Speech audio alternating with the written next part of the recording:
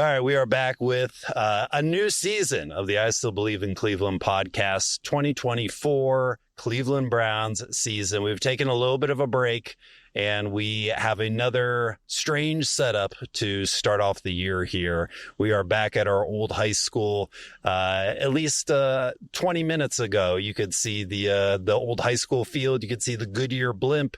We are pretty close to the Hall of Fame game and the Hall of Fame festivities here in Jackson Township. Excited to see you guys. Likewise, buddy. Same here, bud. Excited for a new Browns season. So let's start off here with one of the changes at the very top, or no changes with the Browns this year, and that's some of the coaching staff extensions and some of the coaching staff changes. Eric, let's go to you first here. How are you looking at this coaching staff with some of the minor or major moves that have happened? Yeah, I mean, there's been positive and negatives on both sides. A lot of turnover on the offensive side. I know two guys that I had respect for, but I really have a lot of respect for their successors. I think Alex Van Pelt did an admirable job. I know he helped with that COVID game, put some game plans together, and kind of ran the offense. But I don't really know what he did with the installs for the offense. I felt like it was Kevin Stefanski's offense. He was just kind of there, kind of helping. And Ken Dorsey obviously lost his job last year, but I think he has a style, he has a system, he has a process, he has a history of working with Cam Newton and Josh Allen, so he knows what to do with mobile quarterbacks. So I really like to see what this offense looks like under him. I think we're going to have an identity. Hopefully it's the right one. For the running backs coach, Stump Mitchell, it seems like a great guy. It seems like everybody liked him, but I didn't really get a whole lot out of him. I didn't really know what he brought to the table in the 5 minutes outside of him watching him play 20 years ago. But the 5 minutes listening to Deuce Staley, the new running back coach, he's got a lot of energy, he's got a lot of passion, and he's going to make sure the players work extra hard every single day. Having that position be a little short without Nick Chubb is going to be a challenge, but I think he's going to be up to the task. And then kind of one negative, I guess I would say, would be Bill Callahan. Tremendous offensive line coach, has a long history of getting guys, Jaron Christian, Blake Hance, Michael Dunn, maybe not full-time starters, but if a guy needed to be in there in a pinch, he got him ready. DeJuan Jones went from a guy who was struggling in rookie minicamp last year to one of the best players who shut down TJ Watt. So Andy Dickerson's going to have his hands full as his replacement. So we'll see what happens there. But overall, we saw some good changes from 22 to 23, whether that's been Trone and a couple other guys, Jim Schwartz. But now we have it on the offensive side. So I think it's more good than bad, but we'll see in a few months how everything turns out. Drew, it was a big statement. Stefanski and Barry sticking with them for the future. Jimmy Haslam really going with those two guys. I think no complaining. There can be no complaining for Kevin Stefanski this season. Yeah, I think so. Eric brought up some good points on the offensive side. And, Eric, I was wondering what do you think the Bills fans think of Ken Dorsey? It doesn't matter what they think, Eric. There's one, by the way. We're off to a great start.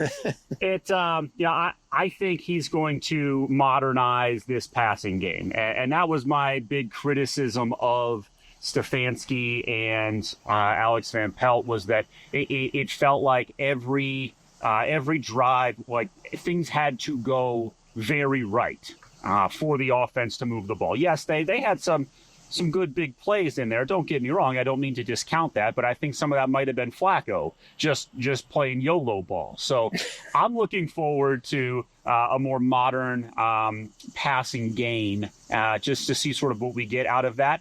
I think between Stefanski's concepts and who I think is a really good coordinator, that the offense is going to be better than it was, hopefully a lot better than it looked with Deshaun back there in the 5 or 6 games that he was fully healthy for. So looking forward to seeing that. And the biggest thing I'm looking forward to is the fact that there weren't any changes at all on the defensive side. The whole staff is back. The Browns should have, once again, one of the best defenses in the league. They didn't really lose anyone on that starting side, the middle linebacker, Walker. But maybe Taki, but I think those are replaceable parts. I think those are people you can plug in.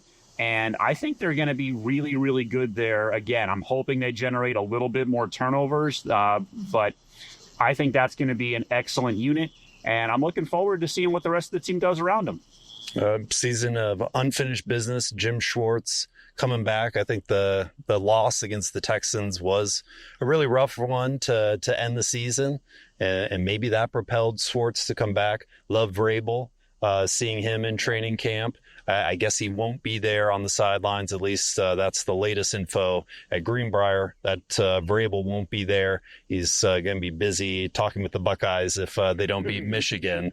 But really, the coaching staff looks great. The nucleus of players, our key players is still there.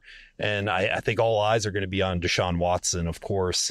2 seasons, sort of incomplete seasons, but Deshaun went out, against the Ravens, I think 14-14 to end the game against the Ravens. Went out well and strong, but not the season we were expecting. Eric, what do you think about Deshaun this year? Is it finally the time where we see him, or maybe Jameis steps in like Flacco did? Well, I think if we're hoping that Jameis steps in, I think we're going to have problems. I don't think we're going to get lightning to strike a bottle twice. To answer your question, though, I think this is the year that Deshaun puts it together in terms of playing 16, 17 games, hopefully 16 we rest going into the playoffs. But I think this year he finally is healthy. He's been looking better in practice, but obviously that's a long ways away from the season. Has to stay healthy. I would hope that Ken Dorsey can give him some pointers, maybe even Jameis, about sliding, about being smart, running in the pocket, running away from the larger players. I think he's going to play well. I don't know if this is ever going to get to his best season or equal to his best season with Houston. But as we've seen with our past, we don't necessarily need that with this team. Joe Flacco led us to the playoffs, throwing all those interceptions. I'm not saying he's going to have all those 300-yard games, but if he can cut down the interceptions and have a modest passing game, that should be good enough. We won a playoff game with Baker Mayfield 4 years ago. There was a lot of different parts in that team, but, he had some inconsistencies from game to game. So it can be done, and I think the team can advance pretty well. But, there's ton of great quarterbacks in the AFC, let alone the NFL. So I think he's going to be up to the challenge. I think it's going to be tough, but I think he can get it done.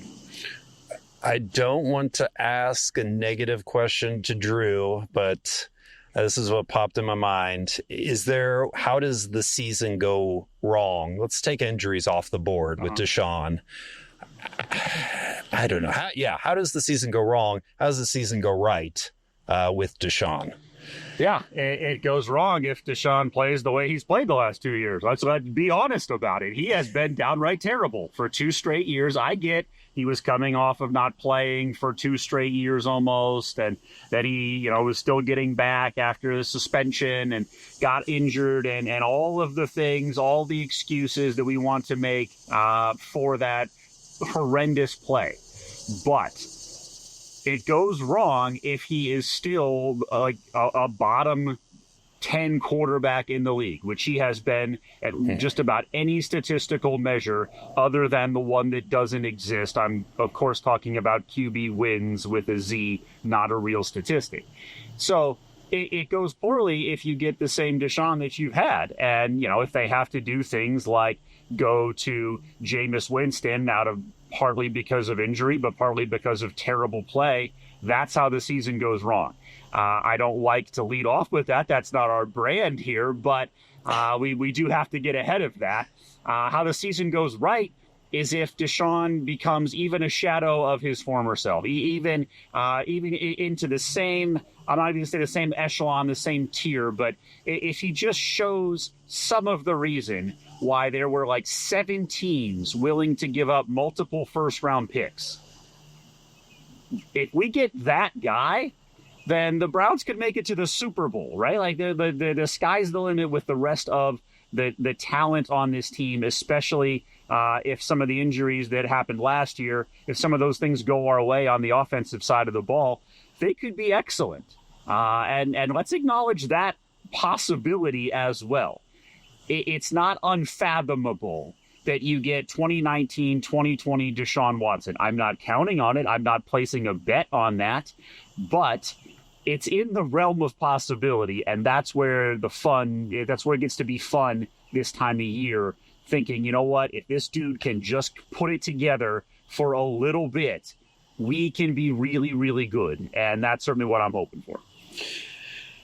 The sun is setting, but the season is just starting. So we will be talking a lot more Browns, talking depth chart. Really excited to be back for this exciting season with the Browns. Go Browns.